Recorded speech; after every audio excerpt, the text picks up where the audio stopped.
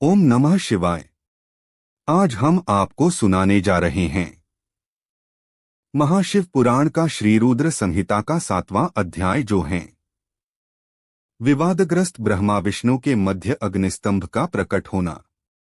ब्रह्मा जी कहते हैं, हे देवर्षि, जब नारायण जल में शयन करने लगे तब शिवजी की इच्छा से विष्णु जी की नाभि से एक बहुत बड़ा कमल प्रकट हुआ। उसमें असंख्य नालदंड थे। वह पीले रंग का था और उसकी ऊंचाई भी कई योजन थी। कमल सुंदर, अद्भुत और संपूर्ण तत्वों से युक्त था। वह रमणीय और पुण्य दर्शनों के योग्य था। तत्पश्चात भगवान शिव ने मुझे अपने दाहिने अंग से उत्पन्न किया।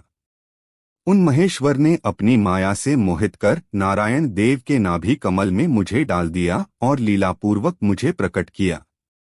इस प्रकार उस कमल से पुत्र के रूप में मुझे जन्म मिला। मेरे 4 मुख लाल मस्तक पर त्रिपुंड धारण किए हुए थे। भगवान शिव की माया से मोहित होने के कारण मेरी ज्ञान शक्ति बहुत दुर्लभ हो गई थी और मुझे कमल के अतिरिक्त और कुछ भी दिखाई नहीं दे रहा था। मैं कौन हूँ? कहाँ से आया हूँ? मेरा कार्य क्या है? मैं किसका पुत्र हूँ? किसने मेरा निर्माण किया है? कुछ इसी प्रकार के प्रश्नों ने मुझे परेशानी में डाल दिया था। कुछ क्षण बाद मुझे बुद्धि प्राप्त हुई और मुझे लगा कि इसका पता लगाना बहुत सरल है। इस कमल का उद्गम स्थान इस जल में नीचे की ओर है और इसके नीचे मैं उस पुरुष को पा सकूंगा जिसने मुझे प्रकट किया है। यह सोचकर एक नाल को पकड़कर मैं 100 वर्षों तक नीचे की ओर उतरता रहा, परंतु फिर भी मैंने कमल की जड़ को नहीं पाया।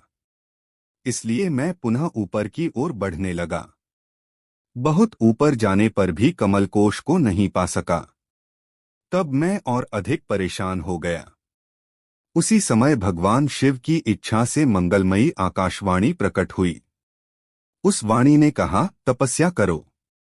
उस आकाशवाणी को सुनकर अपने पिता का दर्शन करने हेतु मैंने तपस्या करना आरंभ कर दिया और 12 वर्ष तक घोर तपस्या की।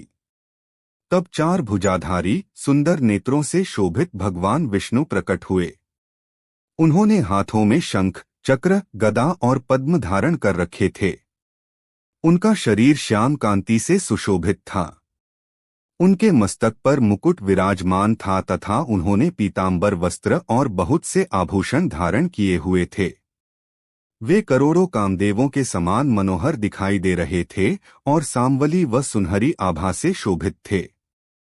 उन्हें वहां देखकर मुझे बहुत हर्ष व आश्चर्य हुआ। भगवान शिव की लीला से हम दोनों में विवाद छिड़ गया कि हम में बड़ा कौन है।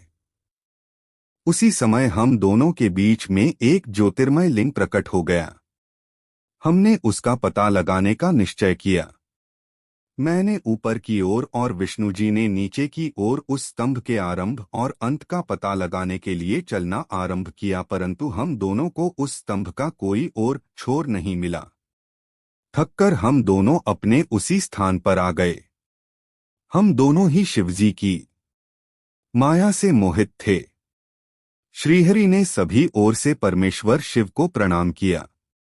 ध्यान करने पर भी हमें कुछ ज्ञात न हो सका। तब मैंने और श्रीहरि ने अपने मन को शुद्ध करते हुए अग्नि स्तंभ को प्रणाम किया।